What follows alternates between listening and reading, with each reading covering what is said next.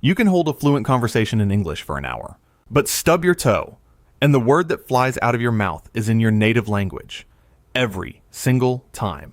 This isn't a failure of your English. It's actually a fascinating clue about how your brain stores language, and it happens to almost every bilingual speaker. Here's what's actually going on. Your native language is stored deep in your brain's emotional core, wired directly to instinct and automatic reaction. English, learned later, sits in a separate, more consciously controlled zone.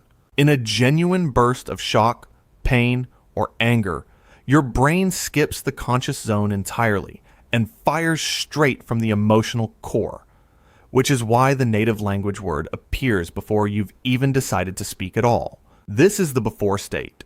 Two separate zones, one instinctive and automatic, one learned and deliberate, with no real connection between them during high emotion moments. Your English hasn't reached deep enough yet to be the automatic reflexive choice. Here's how you actually build that connection if you want English to eventually feel just as automatic. Step 1.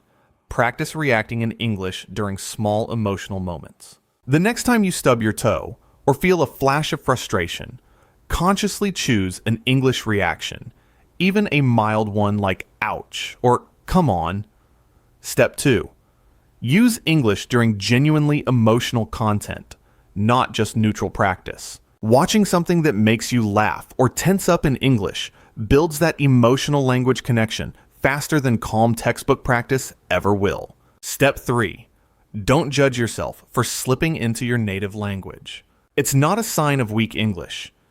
It's just proof of how deeply wired your first language really is. And that connection took years to build.